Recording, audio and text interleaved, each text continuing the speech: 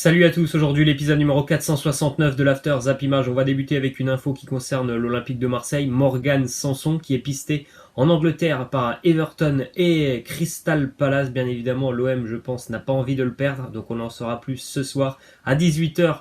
Le mercato sera officiellement fermé en Angleterre. Donc on saura si Morgan Sanson a quitté le club. Ce serait bien évidemment une grosse perte pour l'Olympique de Marseille. C'est un joueur qui a beaucoup progressé depuis de nombreuses années et qui est maintenant l'un des cadres de l'effectif marseillais. On verra ça ce soir. On sait tous que les clubs anglais ont des moyens financiers assez importants. Donc voilà, s'il y a un gros chèque qui arrive dans le courant de la journée du côté de Marseille, eh bien peut-être que Sanson quittera le club. Ensuite, une info qui concerne Mario Balotelli. Alors bon, pour le moment, il est très loin de dire oui à Flamengo, mais en tout cas, la piste qui le mène à Flamengo est plus que sérieuse parce que au-delà du championnat brésilien, il y a un contrat quand même très intéressant et des primes à la signature aussi très intéressantes pour Balotelli qui s'il restait au Brésil pendant 2 ans, donc jusqu'en 2021, il pourrait toucher au total presque 15 millions d'euros. Donc bien évidemment, c'est un contrat assez intéressant, mais c'est pas la seule piste. Il y a aussi des pistes qui continuent de mener Mario Balotelli du côté de la Série A. Ensuite, une info qui concerne Joris Gnagnon. D'après Marca, il est dans le viseur du Stade Rennais. Bon, c'est pas surprenant, c'est un ancien joueur notamment du Stade Rennais. En plus de ça, Julien Stéphan, l'entraîneur rennais, a déjà dit il y a à peu près une semaine que voilà, il avait des carences dans son effectif et qu'il recherchait justement des profils similaires à celui on va dire, de Joris Gnagnon, en tout cas un poste similaire de celui de Gnagnon. Et en plus de ça, du côté de Séville l'année dernière, ça n'a pas été non plus une grande aventure pour Joris Gnagnon. Une arrivée du côté du SCO Angers, Casimir Ninga, qui devrait arriver aujourd'hui avec le SCO, le montant de la transaction à peu près 3 millions d'euros. Il évoluait du côté du Stade Malherbe de Caen l'année dernière. Il a un petit peu aidé le Stade Malherbe en marquant 6 buts en Ligue 1. Ensuite, une info aussi de Max-Alain Gradel, l'Ivoirien, qui a pris sa décision. Normalement, il va continuer avec le TFC malgré les approches de certains clubs, notamment des clubs exotiques, surtout des clubs des Émirats. Donc il y avait certainement de très gros contrats pour lui, mais il devrait quand même continuer avec le TFC et ça c'est plutôt une bonne opération pour Toulouse parce que c'est certainement le meilleur joueur toulousain. L'année dernière quand même 11 buts pour Gradel avec le TFC. Pourtant Toulouse c'est pas une équipe qui propose beaucoup de jeux, mais il a quand même encore une fois aidé le TFC à aller chercher son maintien. Un joueur qui est vraiment doué devant le but, technique, assez rapide. Donc malgré ses 31 ans, ça sera vraiment encore une fois une belle pièce maîtresse pour le Toulouse Football Club. Ensuite, une info de Gaël Kakuta qui devrait bel et bien revenir en Ligue 1 du côté d'Amiens. Il connaît très bien Amiens, il y a évolué il y a maintenant 2 ans. Donc voilà, reste à trouver maintenant l'accord entre le Rayo Vallecano et Amiens. Mais il devrait être de retour et ça aussi, ce sera plutôt un joli coup pour Amiens parce qu'il a vraiment une très grosse expérience maintenant, notamment pour aider un club comme Amiens qui va lutter pour son maintien. Ensuite, une info qui annonce que Norwich, promu en Première Ligue, va proposer 16 millions d'euros pour le jeune Lorientais Alexis Claude Maurice, ce qui pourrait faire de lui tout simplement le plus gros transfert de l'histoire de la Ligue 2 pour lui, qui a marqué, je crois, l'année dernière 14 buts en Ligue 2, donc vraiment des statistiques assez intéressantes. Bien évidemment, je pense que Lorient ne va pas beaucoup réfléchir si cette offre arrive. 16 millions d'euros, c'est énorme et quasiment inespéré pour un club de Ligue 2.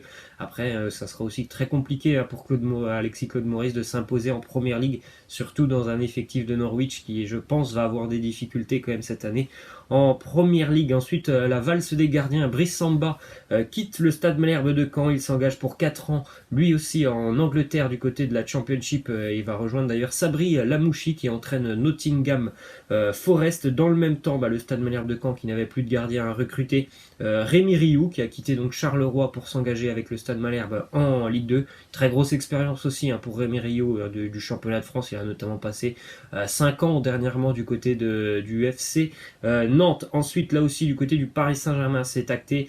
Kevin Trapp s'engage définitivement avec l'Eintracht Francfort jusqu'en 2024, donc contrat de 5 ans. Indemnité de transfert qui s'élève à 7 millions d'euros, donc pour le Paris Saint-Germain, la donne elle est claire.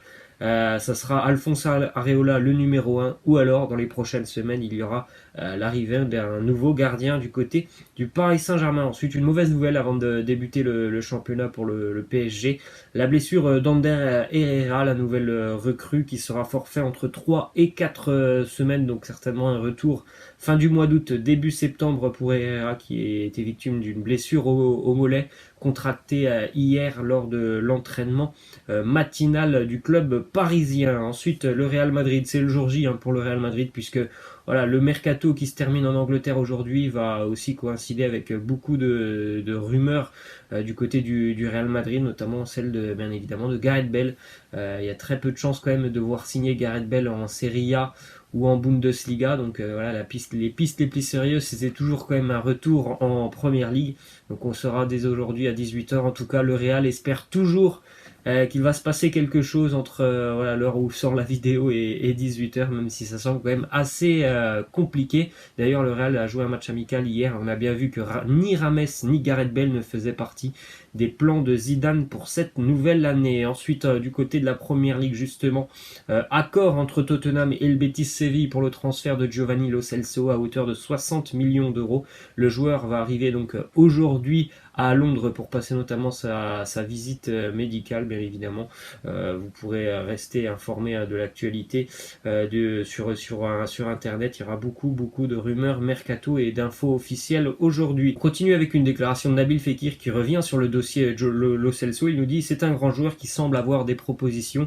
Je veux qu'il reste, mais je n'entre pas dans le dossier. Bien évidemment, ça sera une grosse perte quand même pour le Betis Séville. Mais voilà, si cette indemnité de 60 millions est avérée, et ça semble être le cas, il y aura quand même aussi la possibilité, jusqu'à la fin du mercato espagnol, de pouvoir le remplacer. Ensuite, Philippe Coutinho qui a rejeté l'offre de prêt de Tottenham. Donc on savait depuis à peu près une petite semaine que Tottenham était intéressé par Philippe Coutinho. Visiblement, Philippe Coutinho, lui, n'est pas intéressé par Tottenham.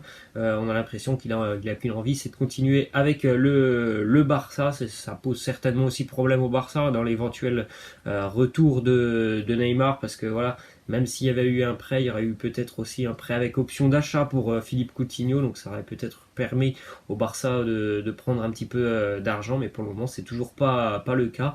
Il ne quittera pas le Barça pour le moment. On verra ce soir, c'est à 18h, il sera toujours un joueur catalan. Ensuite, une autre info aussi de Tottenham et Fulham qui sont tombés là aussi d'accord pour le transfert de Ryan Sessegnon, qui était notamment pisté par l'Olympique de Marseille. On savait que le dossier allait être compliqué pour l'OM, c'est clair et net, il ne viendra pas à Marseille. Il va s'engager normalement avec les Spurs pour 30 millions d'euros. Joli coup réalisé par Tottenham, parce que là c'est vraiment un joueur qui est déjà très jeune, à 19 ans, Ryan Sessegnon, qui est vraiment prometteur et qui est promis voilà, justement aux prochaines années à encore progresser, à franchir des paliers. Et je pense que du côté de Tottenham, ça peut lui permettre justement de franchir quelques paliers. Ensuite, pour pallier justement le départ de Romelu Lukaku qui va s'engager avec l'Inter Milan, Manchester United pense à Mario Mandzukic. Il y a aussi des contacts qui mènent à Fernando Llorente, l'attaquant de Tottenham, mais ce qui est le plus plausible, c'est quand même Mario Mandzukic. Donc le dossier s'annonce quand même compliqué. On attend aussi tout ça aujourd'hui. On continue avec un accord entre Arsenal et le Celtic Glasgow pour le défenseur Kieran Tierney, qui est un jeune latéral de 22 ans. Il devrait donc passer sa visite médicale aujourd'hui avec les Gunners. Dernièrement, il était blessé, donc je suis pas sûr qu'il a eu une très belle préparation, une très bonne préparation en tout cas cet été, mais c'est un jeune joueur qui a quand même pas mal d'expérience maintenant au plus haut niveau avec le Celtic Glasgow. Ensuite, Crystal Palace qui a rejeté une nouvelle offre de la part d'Everton, offre qui était à 76 millions d'euros plus deux joueurs pour Wilfried Zaha. Crystal Palace demande 87 millions d'euros pour Wilfried Zaha, qui a marqué énormément aussi l'année dernière avec Palace. Je crois que c'est d'ailleurs la meilleure saison de sa carrière. Mais franchement, la Palace quand même est un peu gourmand quand même pour Wilfried Zaha. Déjà 75 millions plus les deux joueurs que proposait Everton, c'était quand même assez intéressant. Là, on demandait 90 plus les deux joueurs, ça fait quand même énormément, je trouve. Ensuite, une info d'Hakim Ziyech qui est toujours ciblé par le Bayern Munich.